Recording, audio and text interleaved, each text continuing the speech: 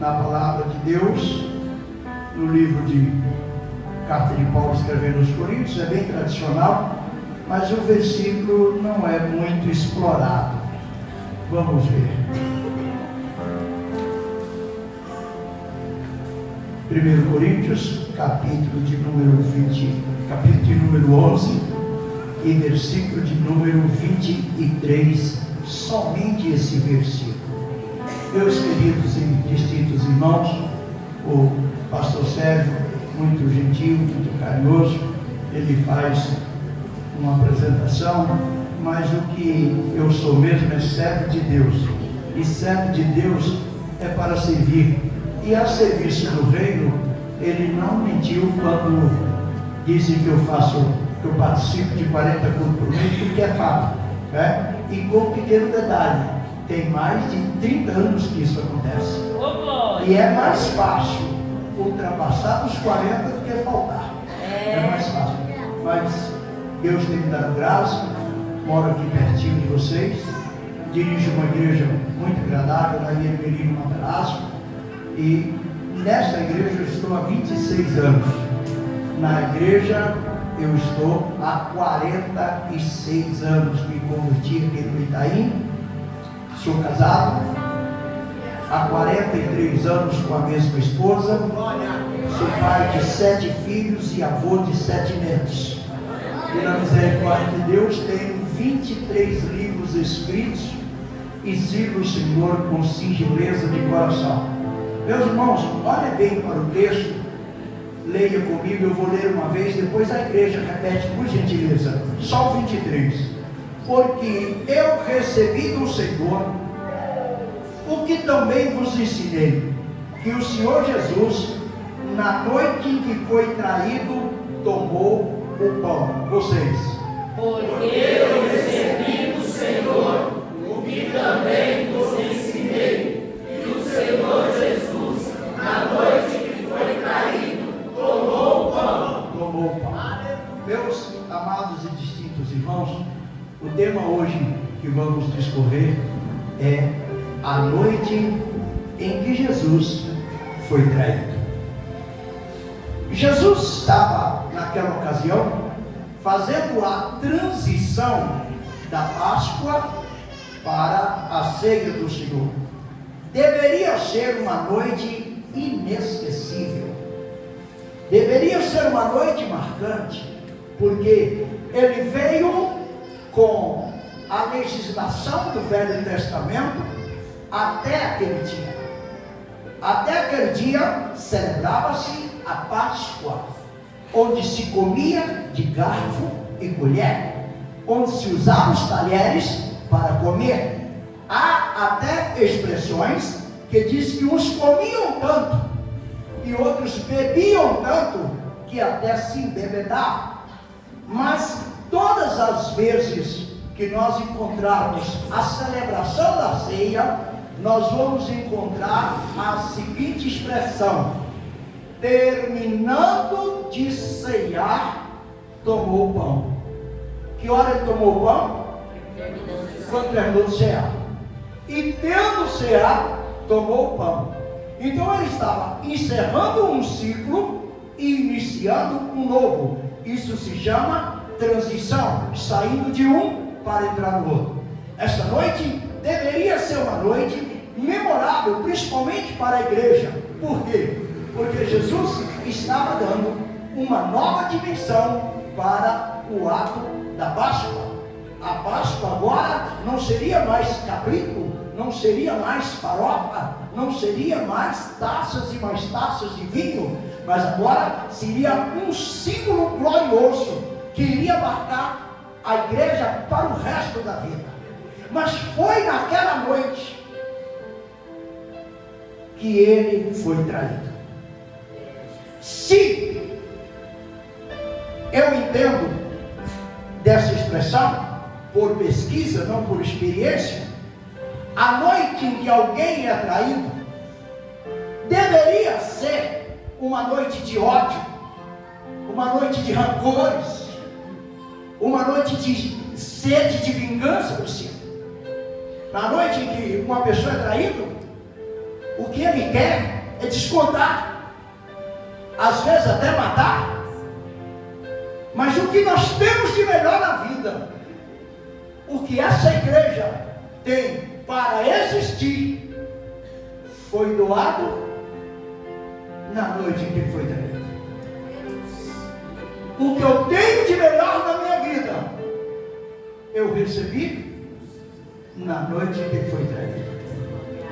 É curioso, porque o texto diz: na noite em que foi traído, tomou o pão. Ele pegou o pão, que tem uma simbologia tão profunda.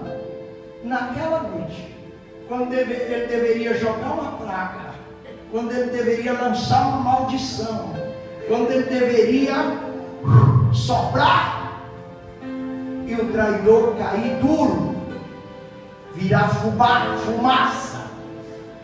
Mas na noite que foi traído, Jesus fez coisas que essa igreja precisa acumular no coração hoje. Eu anotei alguma coisa. Naquela noite em que Jesus foi traído, ele reafirmou o propósito de sua missão. Naquela noite, ele poderia dizer: Pai, eu vim para salvar a humanidade, mas cheguei à conclusão que eles não merecem. Mas ele pegou o cálice, pegou o pão, e olha o que ele falou do cálice primeiro, depois eu falo do pão, embora o pão é a primeira linha. Esse cálice é o símbolo do meu sangue, que é derramado por muitos, para a remissão de pecado. Na noite em que ele foi traído, ele operou a remissão dos nossos pecados, de maneira, irmãos, tão extrema e tão curiosa, que analise comigo. A Bíblia declara: sem derramamento de sangue não há remissão, não tem salvação para ninguém. Ele, na noite que foi traído, ele diz: Pai, eu continuo disposto a dar o meu sangue para a remissão do pecado de todos. Por isso que nós lemos em 1 João, capítulo 1 e capítulo 2, o final do 1 e o começo do 2: se confessarmos os nossos pecados, fiel e justo é Ele para perdoar os pecados e arrancar a iniquidade. Por quê? Porque o sangue de nosso Senhor Jesus Cristo nos purifica de todos os pecados. Naquela noite em que ele foi traído, ele podia perder as perspectivas, não vai dar certo. Ele podia esquecer o propósito de sua vida aqui na terra. Ele podia derramar ódio sobre o traidor. Ele podia desejar que toda raiva se transformasse em vingança. Mas naquela noite, ele deu a solução para os nossos problemas. Eu vou desenhar um quadro rápido para os senhores entenderem. É muito comum as pessoas perguntarem quando a igreja nasceu. Alguém disse: nasceu na Galileia quando ele chamou os primeiros discípulos. Outro disse: não, nasceu quando foi batizado com o Espírito Santo, cerca de 120 pessoas no Pentecostes.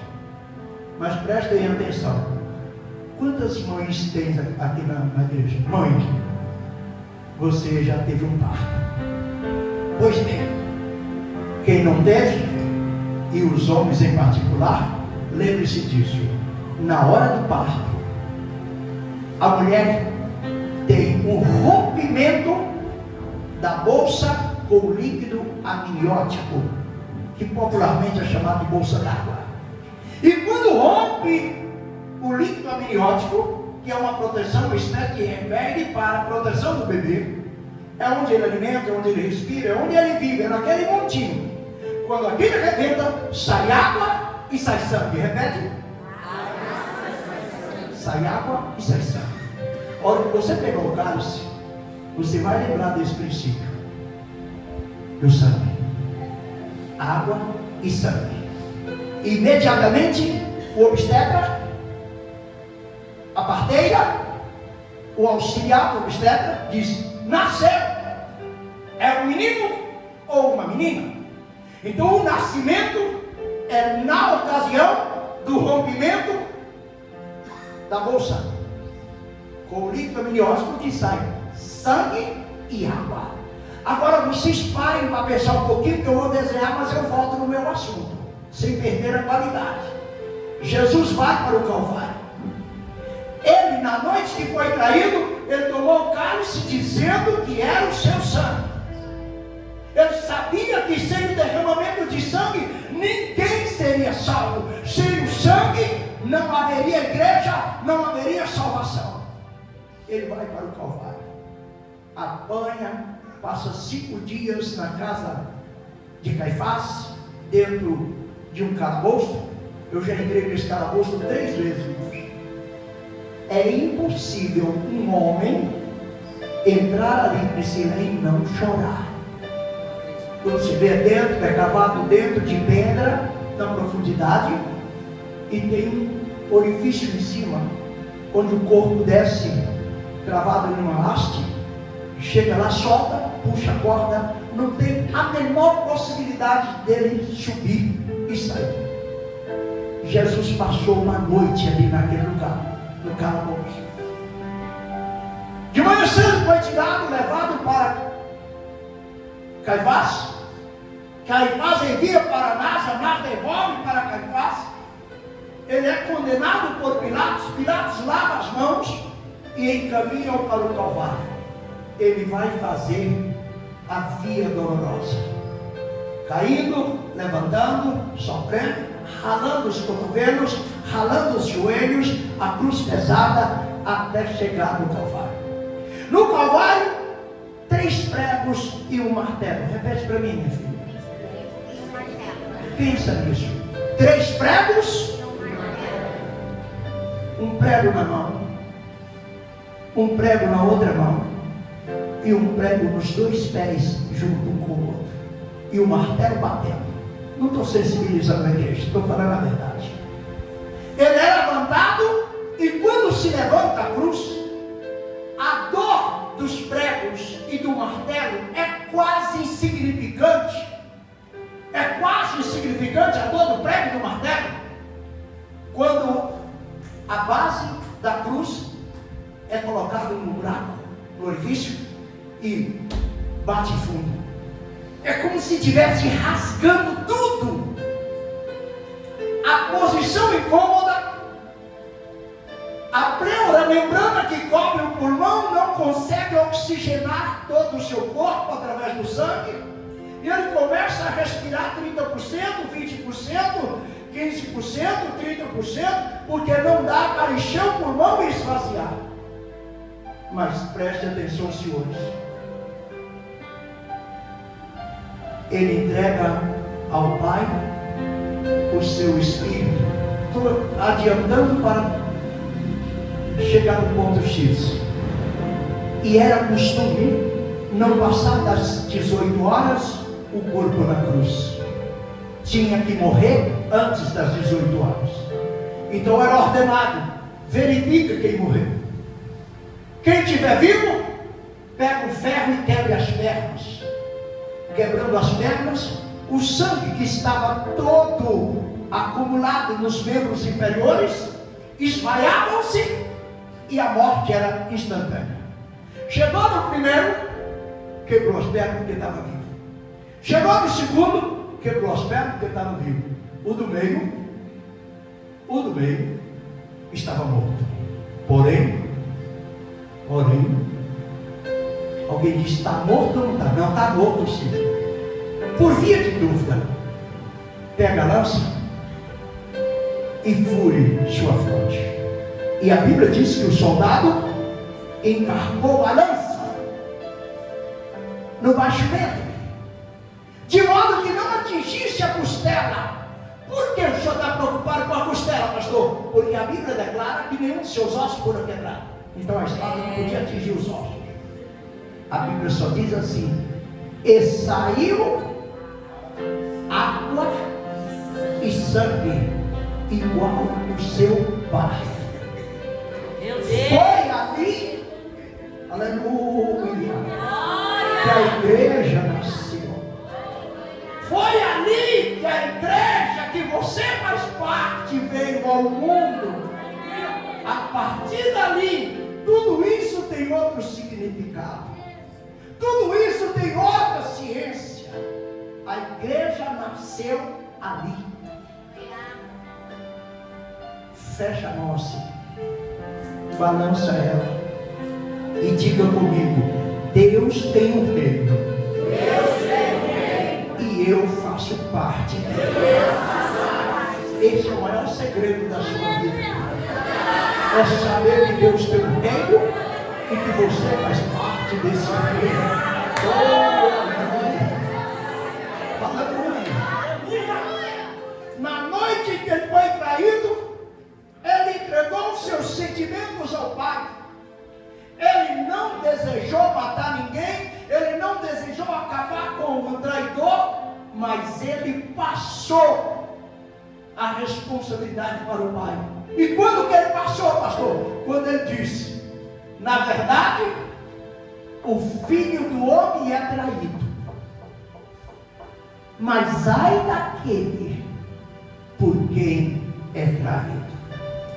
Ele passou a responsabilidade para o Pai. Naquela noite, Jesus toma o pão, na mesma mesa que o traidor tinha efetuado a traição,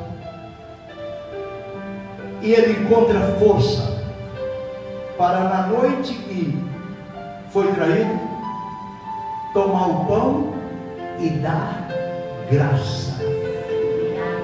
Alguém sentiu isso? Dar graça na noite que foi traído. Agradecer, ter motivo para agradecer na noite da traição.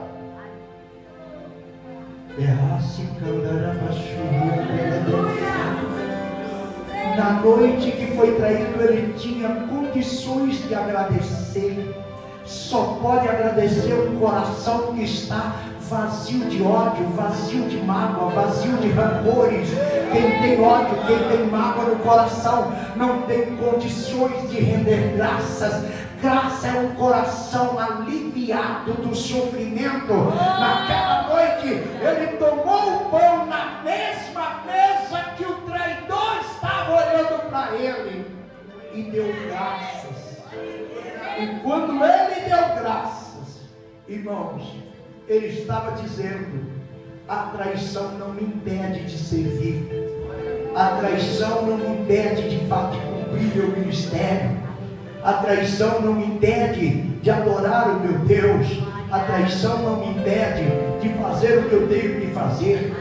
Foi naquela noite que ele aprendeu a dar graças, motivos para agradecer, irmãos. Eu vou agradecer o Senhor porque eu estou muito alegre. Eu quero ver você agradecer quando você estiver muito triste. Eu quero ver você agradecer quando você estiver muito abatida. Ele ofereceu a gratidão quando ele não tinha motivo nenhum para fazer isso. Na noite em que ele foi traído, ele revelou os seus mais profundos desejos. Imagine Jesus pegar o pão, levantar e dizer assim: desejei muito comer convosco essa Páscoa antes que padeça, e a partir de agora não a comerei mais até o dia em que comer convosco lá no reino de meu Pai. Ele revelou um desejo dele, mas revelou algo, irmão, mais profundo do que isso. Quando ele disse: eu não vou comer mais aqui, mas eu vou comer de novo com você lá no reino de meu pai. Fala comigo, Santiago. Ele criou, você, fala comigo, ele criou uma perspectiva de tomar ceia comigo lá no reino de meu pai. Ele criou uma perspectiva. Eu não comerei mais aqui, até que eu coma de novo lá. Oh, Espírito de Deus. O que mais me emociona na vida cristã é a perspectiva de tomar ceia com Ele lá. E os senhores prestem bem atenção, que na última parte eu volto a falar disso, mas já estou concluindo, sério, não vou tomar o tempo todo não. Naquela noite, ele revela esse desejo de participar da ceia convosco. Tem crente que não fala assim, é ceia hoje, é? Ai. Ah, não consegue, não leva mal não, mas hoje não dá para ir não. Irmãos, não ter desejo de participar da ceia é tão sério que vocês não é capaz de imaginar. É o seu alimento moral e espiritual, é a ceia. Não tem como eu discutir que dia eu devo, que dia eu não devo tomar. Você tem que ter desejo de tomar. Eu estou doente, mas eu vou para a ceia. Alguém me leva, eu não estou aguentando andar, mas eu quero ir para a ceia. Porque aqui é o seu lugar. Mas olha só, naquela noite, na noite que ele foi traído, ele deu a maior dádiva que o mundo já recebeu, quando ele pegou o pão e disse: este é o meu corpo. Este é o meu corpo, que é oferecido por vós, que é partido por vós. Se deu, ofereceu-se a si mesmo. Na noite que ele foi traído, ele disse: eu sou de vocês. Os que estão aqui e os que hão de vir ainda. Ele se ofereceu, deu a si próprio por nós. Na noite em que ele foi traído, ele amou com intensidade até o fim. E a Bíblia diz, meu santo, e ele os amou até o fim. Ele não perdeu o sentimento de amor por aqueles que haveriam de ser salvos. Ele amou até o fim.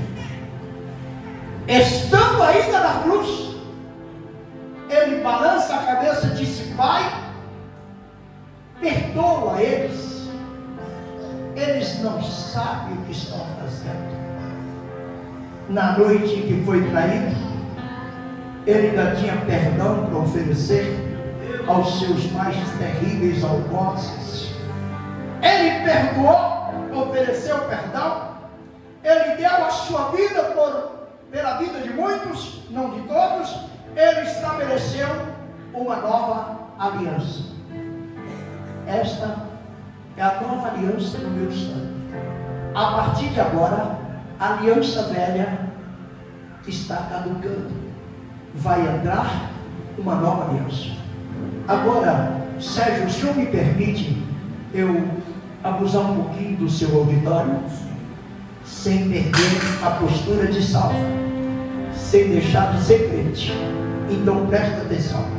A ceia que você vai participar comigo hoje, ela aponta para 4 direções.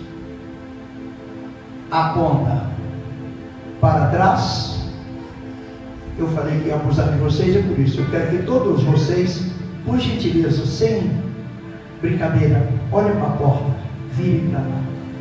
Olha isso. Todo mundo olhando para trás. Oh, Espírito de Deus. Olhando para trás, pode olhar para cá. Olhando para trás, eu vejo Jesus morrendo na cruz em meu lugar. Olhando para trás, eu vejo Jesus no Calvário, no Gólgota, morrendo em meu lugar. Se eu olhar lá para trás, Jesus está morrendo em meu lugar. Preste bem atenção. Se eu olhar para cima, olhe para cima. Ótimo. Olhando para cima, Jesus está à destra do Pai, intercedendo por nós. Se eu olho para cima, Jesus está à destra do Pai, intercedendo por nós. Agora olhe para o seu próprio peito, olhando para dentro de mim. Oh, aleluia! Eu vejo Jesus reinando em minha vida. E isso aqui me dá direito de tomar ceia. Se Ele não estiver aí, você não tem liberdade para tomar ceia. Mas se você olhar para dentro e ver que Ele está aí, ó, vem Senhor, e toma o teu lugar. Aleluia! Você precisa olhar para trás e ver Ele morrendo em seu lugar. Você precisa olhar para cima e vê-lo intercedendo por você. Mas você precisa olhar para dentro de você, e descobrir que Ele está reinando aí. Deixa eu fazer uma analogia rápida aqui. Já estou terminando, só falta o olhar para frente. Nós olhamos para trás, nós olhamos para cima, e nós olhamos para dentro. Daqui 2 minutinhos nós vamos olhar para frente, bem para frente. Mas presta atenção. Um dia Deus fez uma promessa a Abraão de que lhe daria um filho. Esperou 25 anos, filha, e nada do filho aconteceu. Ficou velho, perdeu as forças, a esposa cessou o costume das mulheres, ou seja, as trompas de Falópio não mais ovulavam para poder engravidar. As possibilidades agora, zero. Foi nessa condição que Isaac nasceu, quando tudo era improvável. Uma mulher estéril, com um idoso de quase 100 anos, Deus faz promessa dizendo que ele vai ser pai de uma grande nação. Grande nação, se nem a mulher podia dar um filho, como seria pai de grande nação? Nunca duvide do que Deus falou. Nunca duvide da palavra dele. Agora, Deus olhou no coração de Abraão. Vamos usar uma linguagem moderna. Deus tirou um raio-x do coração de Abraão e viu o próprio Deus assentado no trono do coração de Abraão. E Deus ficou feliz com isso e começou a abençoar Abraão. Te abençoarei grandissimamente. Abençoarei quem te abençoar e amaldiçoarei quem te amaldiçoar. Vou te mandar para uma terra e ela será toda tua, terra que manda leite e mel. E começou a abençoar Abraão. Quando Abraão viu o filho crescer, Abraão começou a amar o filho com tanta intensidade, filho, que Isaac veio para o trono. O que você ouviu? Deus tira o segundo raio-x de Abraão. Quem estava no troninho? Isaac. Batido de propósito. Deus disse: Abraão, pega seu filho, o seu único, e vai ao monte que eu vou te mostrar, e sacrifica-o em holocausto. Eu quero ele. Duro, difícil. Mas Abraão olha para o filho e diz: filho, chama os moços, pega a lenha e vamos sacrificar o Senhor. Abraão caminha quase mudo, não tem nada para falar, não consegue palavras para expressar. E o Isaac caminha ao lado e disse: o pai sempre foi conversador comigo, por que o pai está em silêncio? Eu vou romper esse silêncio. Aproximou-se de Abraão e disse: pai, a lenha nós trouxemos, o facão está comigo, o fogo está aqui na minha sacola. Pedras para o altar nós temos aqui nas montanhas. Mas Pai, o cordeiro, onde está? Era a pergunta mais difícil que o homem poderia responder. Porque para ser honesto e puro, ele tinha que meter o dedo e dizer: o cordeiro é você. Mas ele não podia fazer isso. Ele tinha que arrumar uma resposta. Ele para, as mandíbulas cravadas, e ele disse: filho, Deus para si cordeiro proverá. Deus para si cordeiro proverá. Quando chega no sopé da montanha do Monte Moriá, deixa os rapazes ali e vamos só nós dois lá em cima. Pega aquela pedra que encosta aqui, pega essa mais pequena, agora pega a lenha mais grossa, põe aqui em cima, pega os gravetos para facilitar a combustão, o fogo, põe aqui. Olha para o filho e diz: filho, Deus quer você, sobe. Pai, e a promessa? Sobe, deita sobre a lenha. Irmão, olha a obediência de Isaac. Sobe no altar, deita sobre a lenha, e o pai pega o cutelo. A ideia agora é um golpe fatal para não doer muito. É dar uma pancada só. Quando ele levanta o braço para pegar impacto, Deus tira outro raio-x do coração de Abraão. E para a glória do nome dele, Isaac tinha saído e Deus tinha voltado lá para dentro. Aleluia! Por isso Deus grita: Abraão, não faças mal ao garoto. Agora sei que tu temes. Ele abraça aquele menino como nunca, e é quebrado o silêncio com o barulho de um cordeiro preso numa mão.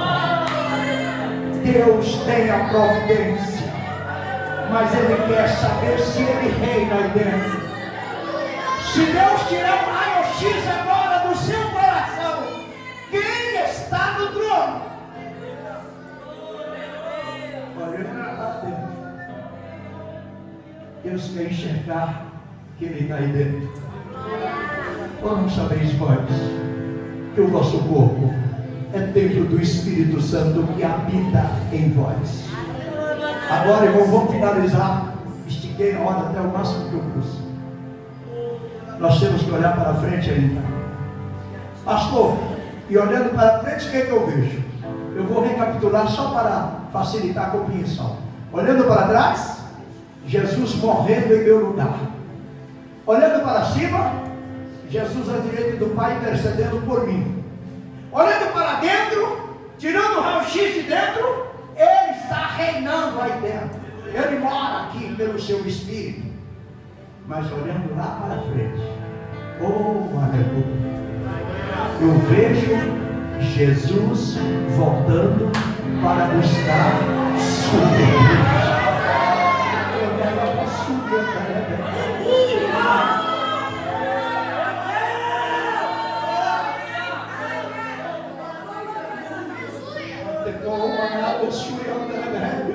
Olhando para frente, eu vejo os anjos cantando, trombeta tocando, naquele estilo.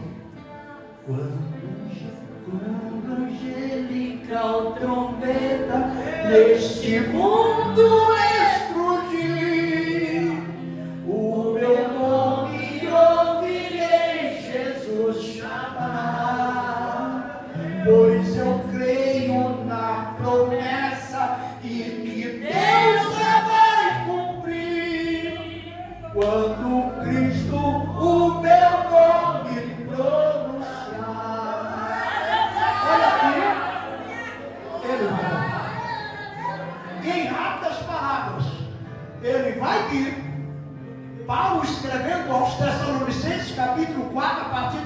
versículo 13, ele bate na mão e diz: ei, eu não quero que seja ignorante acerca dos que morrem, porque o mesmo Senhor descerá do céu com alarido e com trombeta de Deus. Os que morreram em Cristo ressuscitarão primeiro, depois nós.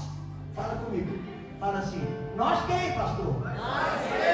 Eu e você. Eu e você. Depois nós, o que estivermos vivos, seremos transformados. Aquilo que é corruptível se reveste da incorruptibilidade. Aquilo que é mortal se reveste da imortalidade. Nós receberemos corpos glorificados. E a Bíblia diz: subiremos a encontrar com o Senhor nos ares, com quem ficaremos para sempre. Pastor, se me permite mais 2 ou 3 minutos, considerando que a hora já avançou para a ceia. Mas isso não pode terminar sem o anseio de Cristo. Qual foi o anseio de Cristo? Você lembra? Desejei muito comer convosco essa Páscoa, mas não comerei mais até que ela se cumpra no reino de meu Pai. Eu acho que essa mensagem só termina quando chegar no reino. E para chegar no reino, pastor, primeiro o arrebatamento, todo mundo, os mortos ressuscita, recebe o corpo glorioso, os vivos são transformados, e ó,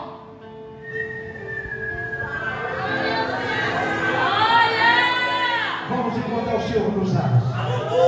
Encontrando o Senhor nos ares, vamos para o tribunal de Cristo. No tribunal de Cristo serão juntadas nossas obras, tudo que fizemos por meio do corpo, e o Senhor receberá seus galardões, seus lauréis. O Senhor entra com uma roupa branca, como da minha irmã aqui, tudo branquinho, mas chegando lá não vai sair assim. Vai vir um bottom aqui, outro bottom aqui, um laurel ali, uma coroa, e você vai ficar tão bonita, tão mais bonita que você não imagina. E quando terminar o tribunal de Cristo, que todos forem galardoados, esquece a terra. Grande tribulação está comendo solto aqui embaixo, mas larga para lá, não é assunto nosso, nem estou aqui. Vamos agora, mais uma subida.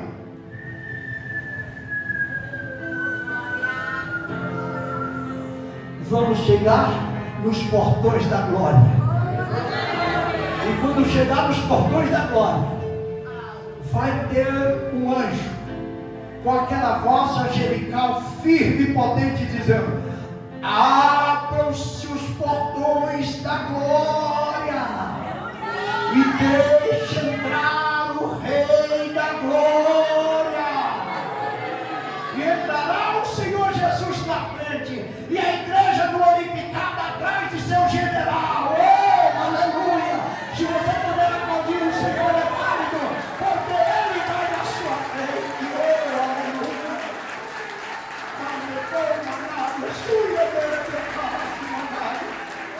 E quando entrarmos, irmãos, agora acabam-se os segredos, não tem mais segredo.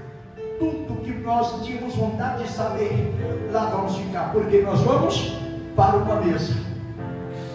Lá na ilha de Patmos, no fundo do mar Egeu, hoje no estado, no país da Grécia. Estive lá em julho do ano passado. Entrei na caverna onde João escreveu o Apocalipse. Lá João grita: e eu vi. Pergunta: o que você viu, João? O que você viu, João? Eu vi uma mesa posta, e ao lado estava Abraão, Isaac e Jacó, o que significa que no céu os santos se conhecerão.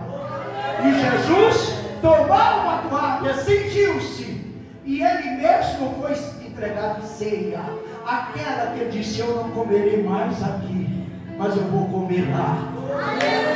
Sua perspectiva, meu irmão, é participar dessa daqui, de olho na de lá. Fala comigo: participar dessa, de olho naquela.